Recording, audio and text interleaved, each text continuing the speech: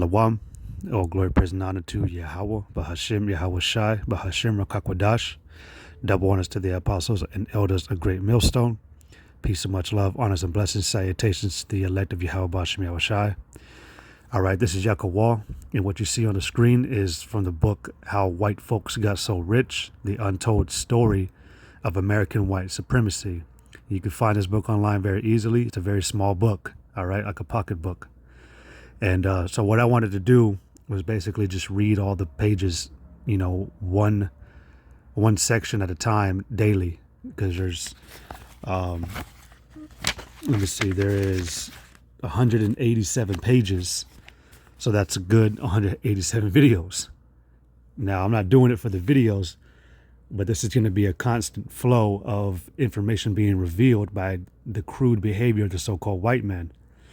So it's going to show you how Esau obtained the riches that he has today, what he did, what he didn't mind doing, and certain attitudes that he holds about himself, and how he believes that what he is doing is through his right. There you go. So you have things, like from the Indian land grab to the stock market, subprime mortgages, Social Security and pension, black tax, minimum wage law, head right system. So all these things are going to go into the oppressive and lying behavior, again, that the so-called white man committed to the natives, to the blacks, to the Latinos. And there's certain designs and systems that were set up to oppress and make the black man and the Latino man poor, so that the so-called white man could take money away from them to bring to themselves. So you're going to see it, Lord willing, this will be a daily thing, man, until I'm done reading the book. Because I always mention this book in lessons when I'm out there on the highways and byways, just how the so-called white man really acts and thinks. So the first page says, working hard or hardly working.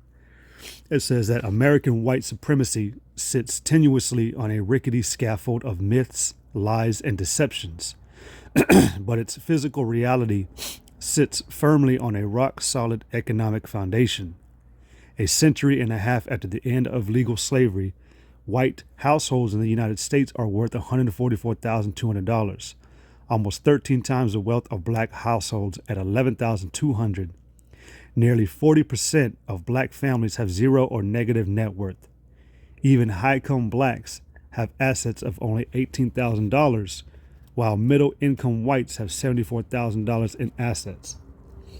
Over the last 30 years, the average wealth of white families has grown by 84%, a rate 3 times the growth of black wealth. Every year,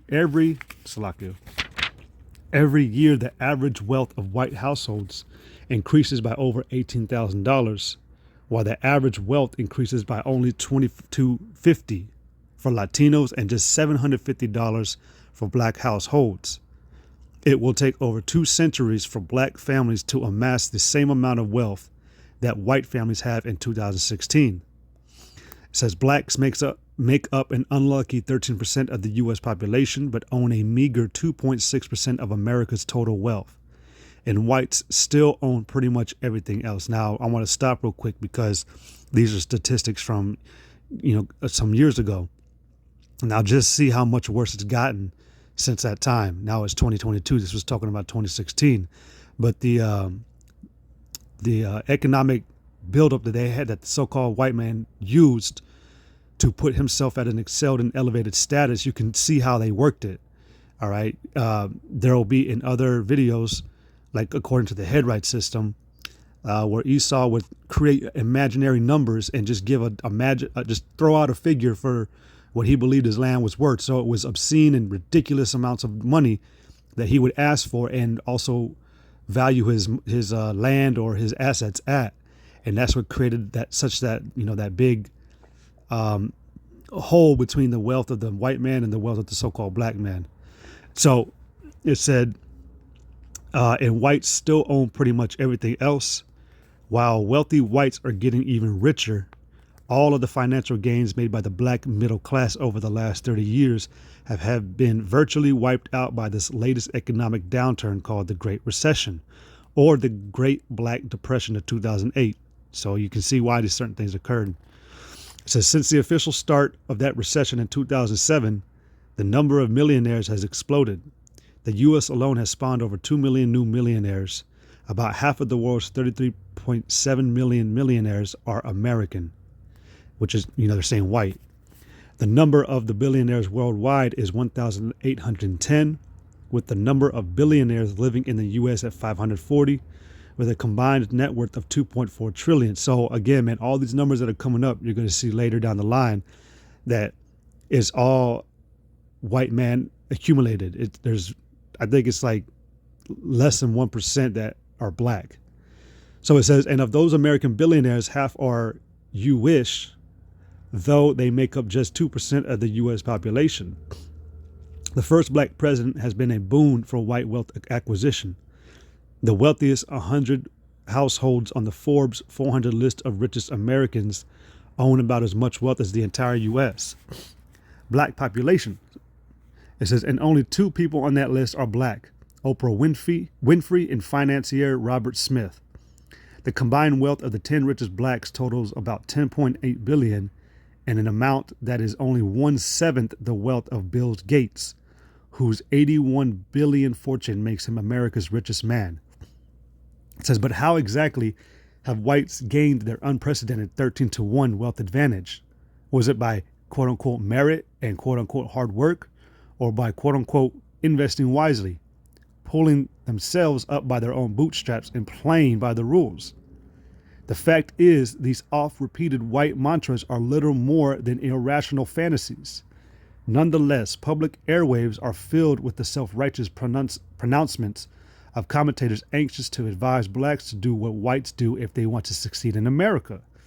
Not only have they invented a fairy tale about their achievements that whitewashes a very violent and bloody legacy, but whites promote a parallel fantasy that non-whites are both inherently lazy and naturally inferior, and thus wholly responsible for having comparatively nothing. It says at the bottom, the truth is a whole lot nastier than that. So it says that the fact that is that since the end of legalized slavery, whites have cunningly employed every mechanism of government, religion, and private enterprise specifically to hamstring black prospects for success. And some of America's institutionalized injustices were devilishly ingenious.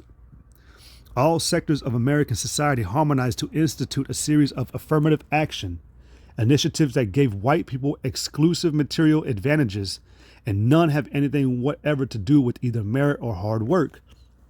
All right, now it's going to tell you, by gangster force and wily deception, whites aggressively sabotaged black advancement. They employed domestic terrorism in the form of lynching and mob violence while simultaneously crafting policies and laws to gift themselves a vast assortment of privileges. Now, I'm going to say real quick, this lesson or this video is only to those who have an understanding eye.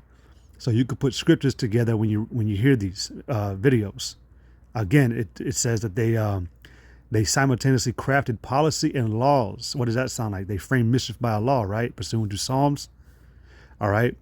So to gift themselves a vast assortment of privileges, preferences, incentives, subsidies, tax breaks, grants, awards, discounts, exemptions, credits, quotas, deductions, and countless other benefits, hoarding the nation's vast resources along strictly racial lines. And that is exactly how white folks get so rich. The Reverend Dr. Martin Luther King Jr., which was a sellout, all right, asked, why does white America delude itself, and how does it rationalize the evil it retains? He concluded quite harshly that white people's belief in the fairness of America is a fantasy of self-deception and comfortable vanity. There aren't enough white persons in our country who are willing to cherish democratic principles over privilege. Nothing has been more profitable than racism. Not platinum, not gold, not oil.